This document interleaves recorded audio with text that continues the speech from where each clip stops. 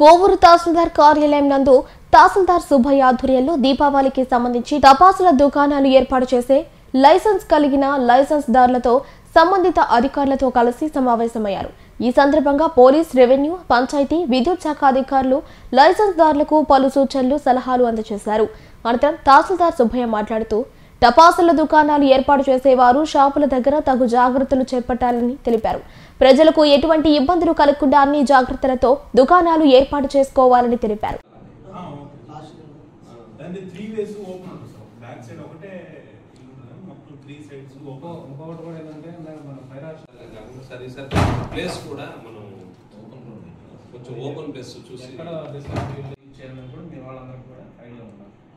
మీరు ఎవరైనా పర్చేజ్ చేసినప్పుడు వాళ్ళ దానికి వాటర్ ఎక్స్టెన్షన్ ఉండి అది కాలుతుంటే చూస్తున్నాడు ఆయన. సరే, అది దానికి ఓపెన్ మీకు అవేర్నెస్ కూడా ఉండాలి, మీకు ఉండాలా, అక్కడ పనిచేసే వర్కర్స్ అందరికి కూడా ఉండాలి. అది ఎట్ట వాడాలని కూడా విజయవాడలో మన రీసెంట్గా జరిగింది.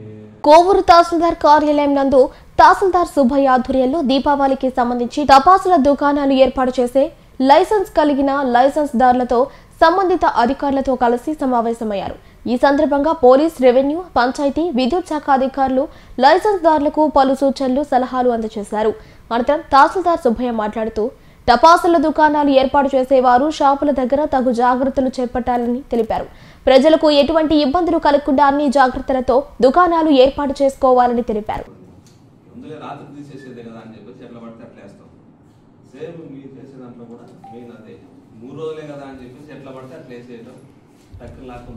స్మార్క్ వచ్చి కింద పడ్డప్పుడు కరెక్ట్గా దాని కింద ఉంటే మాత్రం మనకు ఇబ్బంది జరుగుతాయి. కాబట్టి లైన్ కింద మనకు స్టాల్ రాకుండా చూసుకోవాలా. రెండోది ఏంటంటే మీరు సప్లై అంటున్నారు కదా, నాకు తెలిసి ఫ్యాన్ అవసరం లేదు. ఎక్కువగా ప్రాబ్లం ఏమవుతాయంటే ఫ్యాన్లు వెయిటింగ్ ఉంటుంది కాబట్టి, ఎందుకంటే అది రన్నింగ్ ఐటమ్ కాబట్టి ఫ్యాన్ కాలిపోయినప్పుడు కానీ లైటింగ్ సమయాల్లో ఫ్యాన్ కాలిపోయింది ప్రాబ్లమ్స్ వస్తాయి. కాబట్టి ఫ్యాన్ మీకు అవసరం లేకపోతే ఫ్యాన్లు పెట్టకుండా ఉండడం ఉత్తమం. మీకు లైటింగ్ ఒకటే కావాలి కాబట్టి ఆ లైటింగ్ కూడా ఏంటంటే భారీ లైట్స్ కాకుండా సెక్యూరిటీ లైట్స్ పెట్టుకోండి.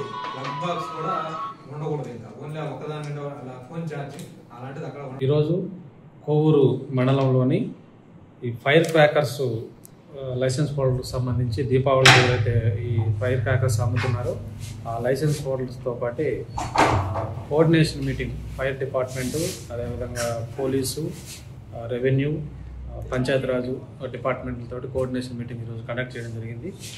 లైసెన్స్ హోల్డర్ అందరికి కూడా తెలియజేసాం.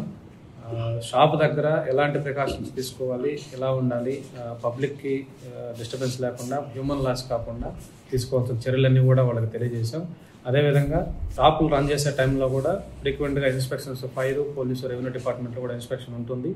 సో ఇవన్నీ విషయాలు వాళ్ళకి తెలియజేయడం జరిగింది. దీని ముఖ్య ఉద్దేశం ఏంటంటే ఫైర్ క్రాకర్స్ సేల్ చేసేటప్పుడు ఎలాంటి అంటువ్యాధి ఇన్సిడెంట్ జరగకుండా, పబ్లిక్ ఇబ్బంది కలగకుండా విధంగా వాళ్ళకి అన్ని విషయాలు తెలియజేశాం.